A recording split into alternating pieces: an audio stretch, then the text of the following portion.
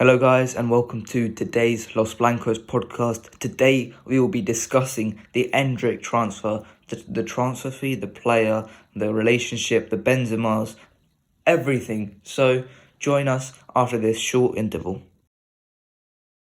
Okay, so recently it was announced by Fabrizio Romano and by Real Madrid that Endrick would be signing for us and in 2024, and it was a very expensive deal. We had to match the release clause, 60 million euros, I think it is, maybe euros, maybe pounds, I'm not sure, I think it's euros. 60 million euros plus an extra 12 in add-ons.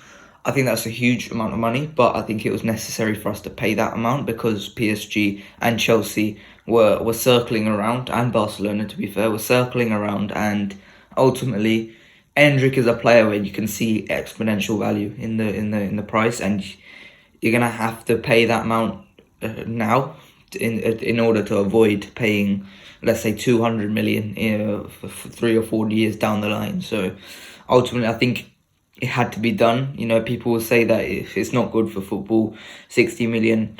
Ultimately, if we didn't pay that amount, PSG would have paid that amount, and PSG would have got him instead. So it was necessary for us to pay that amount if we wanted to get Endrick. I would have preferred Endrick to stay there until he was like 21, similar to what Neymar did when he was at Santos. But it is what it is ultimately at this point, and I think we are getting a fantastic player, someone who is way ahead of their age. You know, someone who has scored a ton of goals at underage level, almost at goal a game ratio, and he is currently in the senior team. So, what did you think of the price when it came through? Did you think it was he was a bit overvalued? Because I think he is overvalued, but ultimately, do you think it was necessary for us to sign him at this point? Okay, well, let's be honest. Of course, it isn't like a necessary signing to make at the moment because there are many centre forward options who Madrid can sign. But however, it's a good signing if you're looking at the future. If you're looking at who's going to be our next striker after Benzema, who can maybe play with Benzema, you can look at a younger guy and say, you know what, let's look and see who is the next striker who can dominate for years. Maybe spending money on Erling Haaland or Kylian Mbappe would be upwards of 180 or even upwards of 200 million. So you look at the market and you say, you know what, the guys like, let's just say, Gonzalo Ramos or John Felix, or whoever is a young striker, they're going to cost a lot. Maybe Madrid would not be interested in them. Otherwise, they would have maybe signed them like a couple of years ago. So you see a young player, his market value, let's just say 60 million. Of course, if you look at it, it's a lot. But coming on the face of it, I'm saying the same thing about Jude Bellingham. We spent 150 on Eden Hazard at 28 years of age, and of course, and that isn't working out. So I don't think that spending, let's just say, 150 million on Bellingham, who can dominate the midfield for years, or 60 million on Endrick, who can dominate the centre forward position for years. I don't think that's a poor move. Come to think of it, they would have more time to make it work compared to someone like Eden Hazard. If you look at it, Vinicius started clicking after I think his first 3 seasons. In his 4th season, he started clicking. I don't think like an older player would have that opportunity to do so, like someone like Hazard, in case like it doesn't work well in the first year. So that's why I don't have an issue with the amount spent, because I know that he has time to make it work, and I know that he has time to like have a long-term future at Madrid. And even, for example, if he, let's just say he isn't like one of the best players in the world and he is like a good option, he comes off the bench, he scores some goals, and he's a good squad player. Let's be honest, I'm not going to say, oh yeah, well, we overspent on him, we spent 60 million, because of course there are guys like, let's just say, Lukaku, who's going for, let's just say, 90 million, and I'm fed up of spending like 90 million. I'm fed up seeing teams spend like 90 million on a striker and it's not working out. And like, for example, when Chelsea spent for Morata, Werner, Lukaku, I prefer that we try something new, like we did with Vinicius and Rodrigo, and it's working. So let's say, what, I have no issue with this. Yeah, and someone like Endrick, we're going to move on to talking about the player himself, and I think someone like Endrick, he seems like a generational player, and it may be too early to say that, but I think he could genuinely have a similar impact to what Erling Haaland and Mbappe is. I think that he could get to that level. I'm not saying he will. I reckon he could, and I think at this point there is much more hype than there was around Vinicius and Rodrigo with Endrick right now. I think Endrick right now looks, if we were to say a similar player in terms of the hype right now around Endrick, I would compare it to Neymar rather than Vinicius Junior and Rodrigo. And I think right now, from what we've seen from Endrick, a guy who scored 2 goals in senior football, in just over, I think it was 7 appearances for Palmeiras, mostly sub appearances. I think it is pretty warranted. He looks fantastic as a player. He's coming up against senior level players, and he's competing. He's playing really, really well against these players. And I think next season is really when we're gonna see what we paid the money for, because we're gonna see what really Endrick is actually about, because he's going to be the starting striker for Palmeiras next season. He's not going to the under-20 Copa America because of he wants to establish himself with Palmeiras, and I think, to be totally honest, I think that he's going to really, really light up in the Brasileiro next season for Palmeiras. And as a player, you have to look at his attributes. He is such a well-rounded striker, and he's so good at everything. And you look at some of the other strikers at his age, they are good at everything, but they're not brilliant at everything. You look at Endrick; he is brilliant at absolutely everything. He's not exceptionally quick, but he's really, really strong for a guy of his size. He's shouldering defenders like maybe 6'3", 6'4" around him, and he's 5'9", something like that, and he's taking those players on without any issues. He's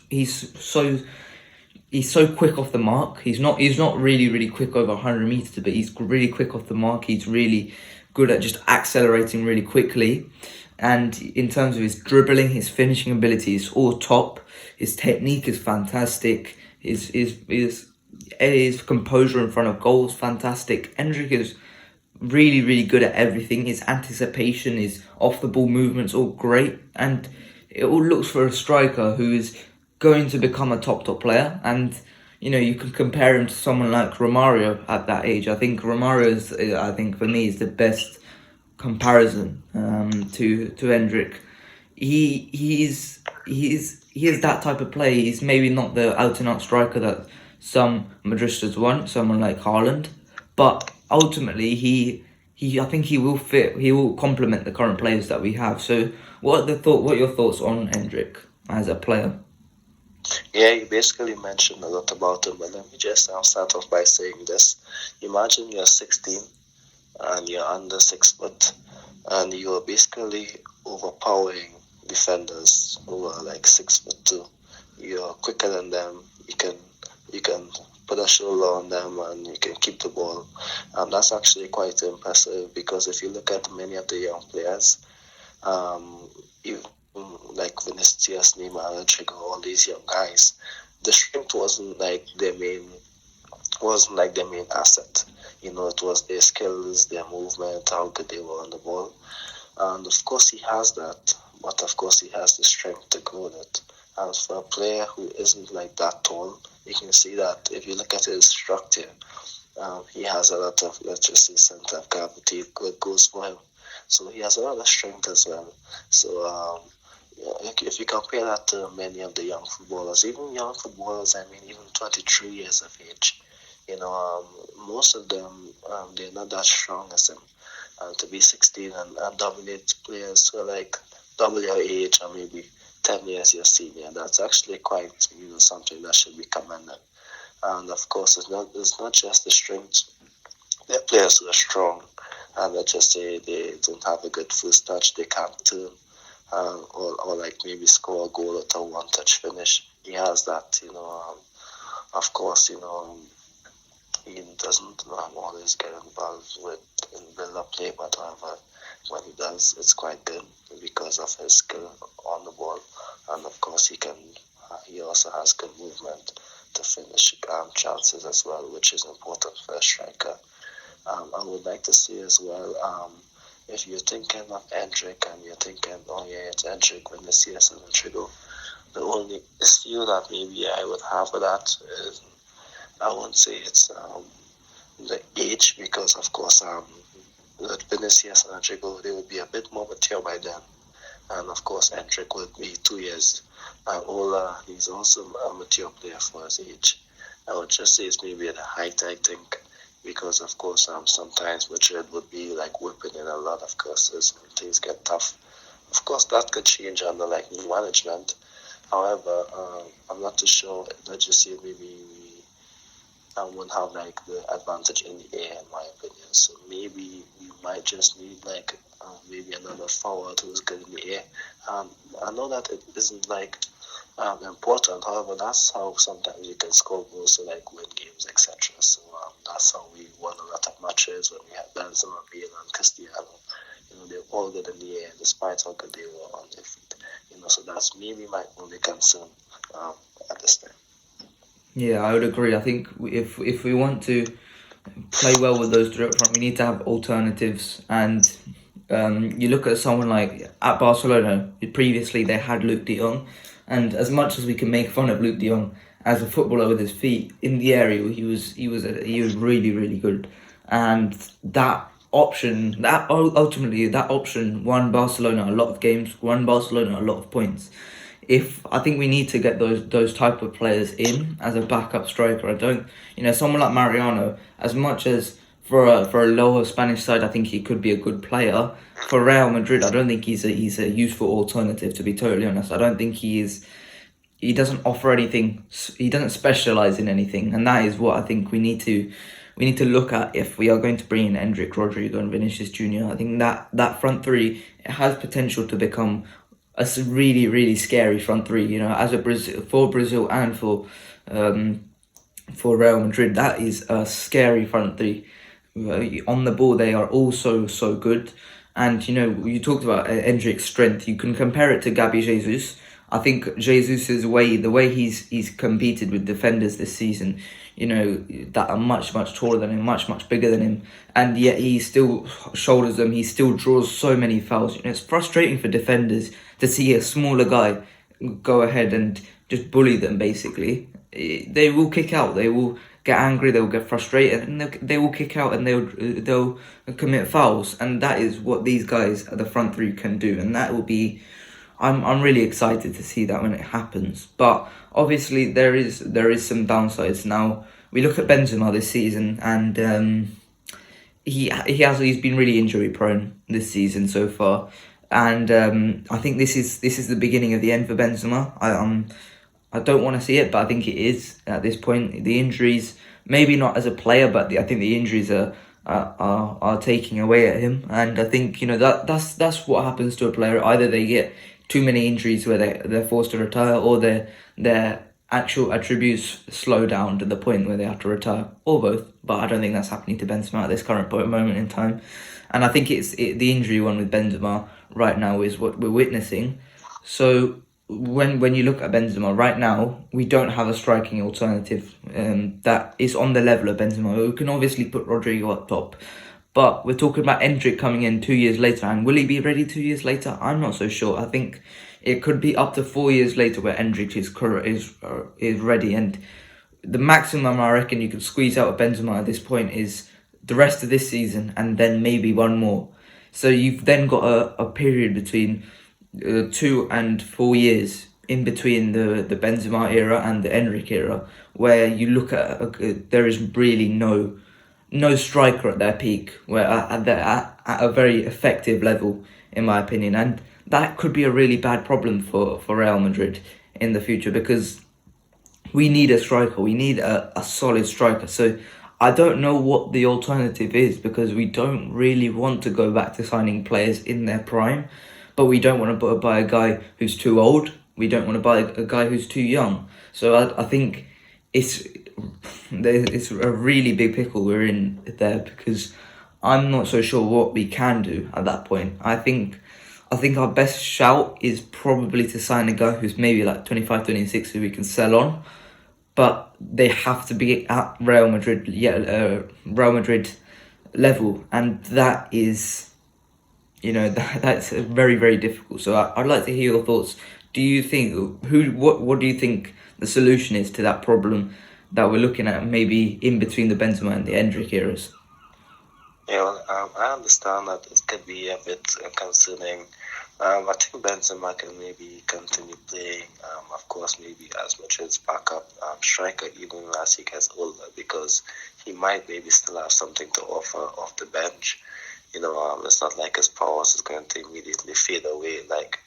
I don't think so. I think that maybe he can play another season after the 23, 24. I think maybe he can have one more. I think, however, we still have to maybe give that time to see how it goes. But I must say that there are many options in the market, in my opinion. I think there's so many options. It's just Madrid doesn't take the options, if you're being honest. For example, this season we had Dybala available as a number 9. Good option, of course, but Madrid didn't take it. Of course, I'm sure that there are many other 9s who maybe I missed out on, who had no issue maybe coming to Madrid, playing.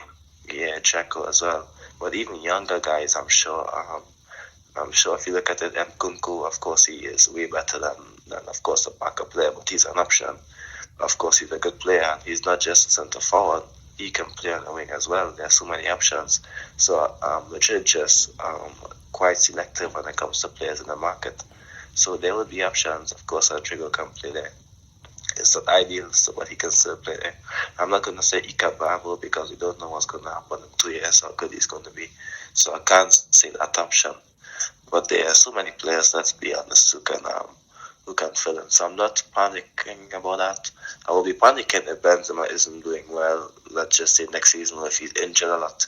And of course, Madrid is saying, let's wait and see who we can sign. I really hope that that's not the case. I would hope that, we definitely sign someone who can have an impact, even if it's like short term. He can be 26, 27, like Dybala is. I think he's 28, 29 now, and he signed. Of course, he can play for another 2 or 3 years, and then of course Endrick can surpass him. Someone like that who was available this year, and then he went to another team. Of course, they're always available. It's all about seeing the market opportunity, in my opinion. Yeah, 100%, and it is about market availability. But I don't think we take advantage of certain players. I think we either go for really young players or really good players. I think we don't go for anything in between. We don't go for the useful players, and I think we need some more useful players, because I think, someone like Nacho, he looks like he's probably on his way out at the end of his contract.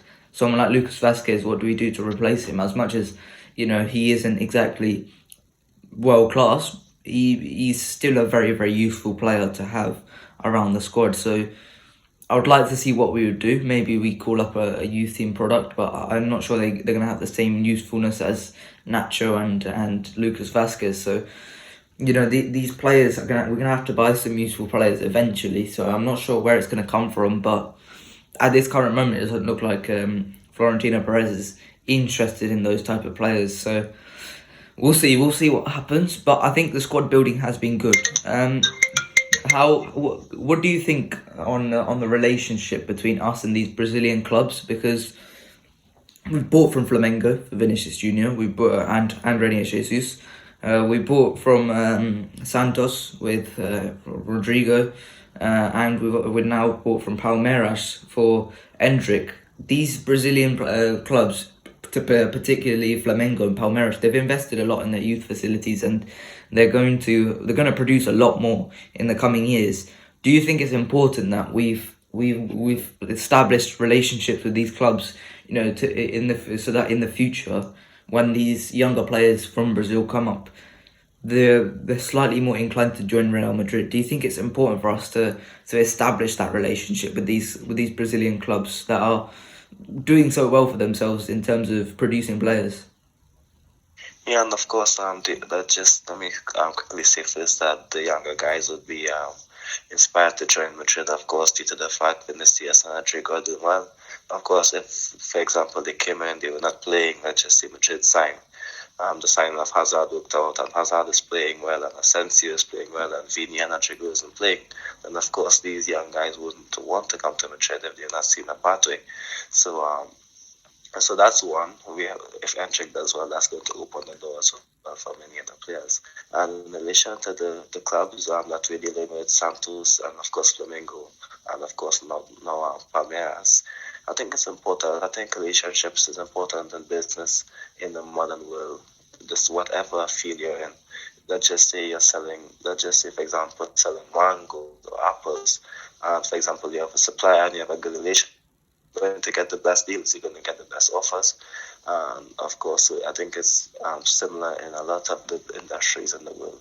So if you have a good relationship, teams would communicate with you, offer you players and say, you know what, of course, most of the Brazilian players isn't going to stay there for, let's just say, 5, 10 years, from 16 to 26, they're going to leave. And of course, teams know that. And of course, if you have a good relationship, you're going to say, okay, we're going to speak to Madrid. If, let's just say, Chelsea makes an offer, of course, that's just how it works. And I think the same thing maybe could happen in Dortmund. I think I'm seeing that Madrid have a good connection with them. So, of course, we can talk about Bellingham or other players as well who Madrid might want to sign. So of course it happens. It's football. It's business. So it's important that a good relationship comes out of it. Yeah, 100%. So, have you got anything else to add on Endrick or any of the players around Endrick, and as the player himself? Okay, I think what I would like to add is, of course, my final point that she touched on. Of course, it's Vini, Rodrigo, and Endrick is the infantry that I'm seeing that Madrid would want for the future. I don't think it's going to immediately happen. Of course, you never know. Madrid might maybe sign a winger, and it could be Vini, Endrick, and maybe some top winger. And Rodrigo can be an impact sub, or Vini, Rodrigo, and another winger, because Endrick will have to take his time to get into the lineup. There's a lot of ifs and buts. I would love to see him come in and start scoring goals immediately. That's going to do well. But there's a lot of ifs and buts. You never know what can happen in football. Like I said, we can sign another striker, another winger. Rodrigo can move to the inside, and then of course, let me give you an example. I'm not saying this player, but let's just say Liao, he's a left winger, but I'll make an example. Let's just say it's Liao on one side, Vini, and then Rodrigo in the middle. That can happen. It's a possibility, and they can play in the wing as well. And then you coach, I think he might drop back into the midfield. I'm just saying, but of course, it's not just black and white. Of course, there are many factors influencing that. So it's not just Vini, Rodrigo, Endrick. Let's just see how it works out, and let's just hope that all of these guys get minutes. Well, I highly doubt that's going to be the starting 11 for like 10 years. There can be so many options in the market. Yeah, and I hope we do well in the next 3 years. That goes without saying. But I think these three, I think they need minutes, and I think something like these three, just because they play for the same nation, that's gonna be so pivotal. For Brazil, and for us, it's gonna be both beneficial, and I think that's gonna help us because they're gonna establish that relationship on a day-to-day life. They're gonna be with each other for every single day, and that for us is going to be so big. So I can't wait to watch these three in action in 2024, and beyond that, I think we will do absolutely fantastic. Even if one of those three don't work out, I reckon we'll still find some players that are as good. So I think I'm really positive for this Endrick transfer. I think he's a top player. I think he's a top youngster. I think he can reach the level of Haaland and Mbappe at the current moment. And he's 16 years old and Mbappe is 23. 7 years. In 7 years' time, do you think Endrick could reach Mbappe's level? That's one for you in the comments below. So let me know. But that is it from us on this Los Blancos podcast. I hope you guys enjoyed this bonus podcast in the middle of the week. But that is it from us, and I'll see you guys later. Bye bye.